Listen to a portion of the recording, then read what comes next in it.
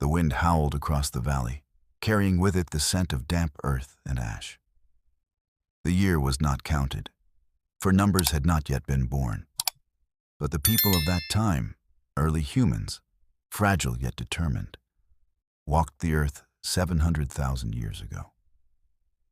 They had no names carved into stone, no songs preserved in memory, but their lives burned with a quiet, desperate beauty. Among them was a mother. Her hair was thick and uncombed, her body scarred by countless battles with nature. Yet her eyes carried a fire of tenderness.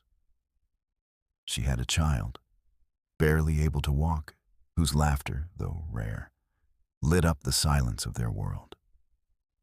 The child clung to her side as the tribe moved across endless plains, searching for food, for warmth, for safety. There were no houses, only caves that smelled of damp rock and death. There were no fields of grain, only roots, bitter berries, and the occasional prize of roasted meat when the hunters returned victorious. Hunger was constant, an enemy that lived in their stomachs and gnawed at them through the long nights. The tribe had discovered something that changed their fate. Fire. Not yet made by their own hands, but stolen from lightning strikes and carried carefully in bundles of smoldering sticks. The fire was their protector, their light against prowling beasts, their warmth against bone-biting cold. But the fire was fragile.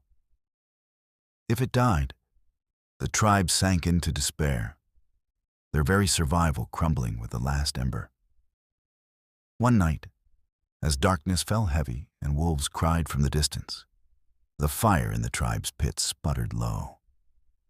The mother sat close, clutching her child, tears running down her dirt-streaked face. She knew that if the fire died, her child might not live through the cold. She pressed him against her chest, whispering nothingness. For language was still young, but love needed no words. The hunters had failed that day. The men returned with nothing but scratches and tired faces. The women scraped bark from trees, boiled roots and animal skins filled with water, and shared what little they had. The child whimpered in hunger. His ribs were beginning to show. His breath came weak. In that silence, the mother made a choice. She tore from her own portion, meager as it was, and placed it in the child's mouth. Her stomach clenched in pain, but she smiled through her tears. For her, survival meant sacrifice. Days passed. The tribe moved again, driven by instinct and desperation. They crossed rivers swollen with flood waters, climbed rocky hills barefoot, their feet bleeding and raw.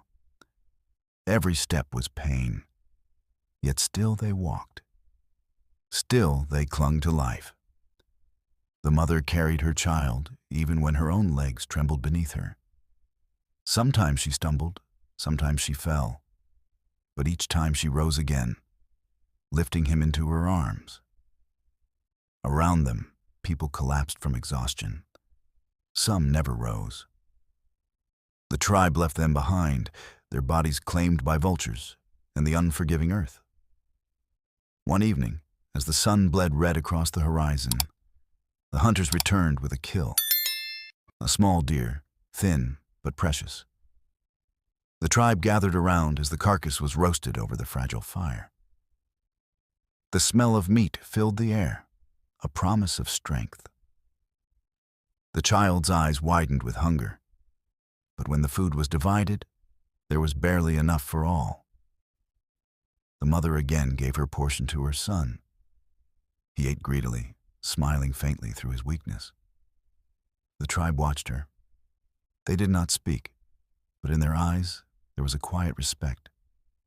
They understood, for in that brutal world, love was as rare as fire itself. But the earth was merciless. A storm came.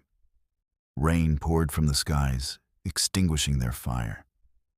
The people huddled in darkness, their bodies shaking, their hearts heavy with dread. The mother held her child close, pressing her body against his to shield him from the cold.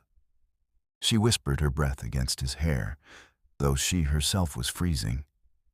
For 3 days, they wandered without fire. The nights were endless torment.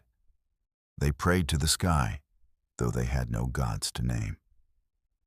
At last, one of the hunters found a smoldering branch from a tree struck by lightning. The tribe rejoiced, cradling the fragile flame as though it were life itself. They wept, not from joy alone, but from knowing how close death had walked beside them. The child lived a little longer, but nature had one more cruelty. A sickness spread through the tribe: fever, coughing, weakness. Many fell. The mother watched as her son's body grew hot against her chest, his breath ragged. She held him through the night, singing softly in broken hums, rocking him though her arms were weak. And then, silence. The child's breath stopped. His small hand slipped from hers.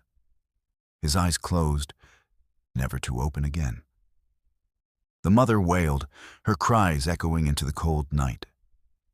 The tribe stood around her, their own grief buried deep, for they had lost children too. But her sorrow pierced them all.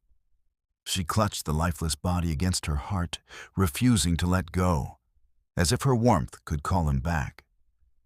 There were no graves in that age, no carved stones, no gentle prayers.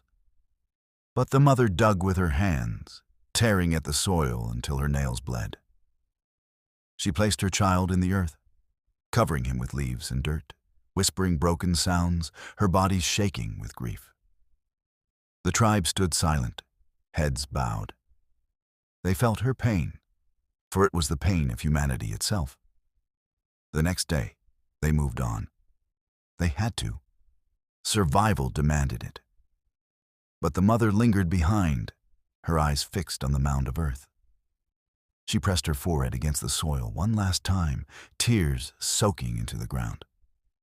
Then, with a trembling breath, she rose and walked forward, her steps heavy, her spirit scarred. And so they lived, those forgotten humans of 700,000 years ago.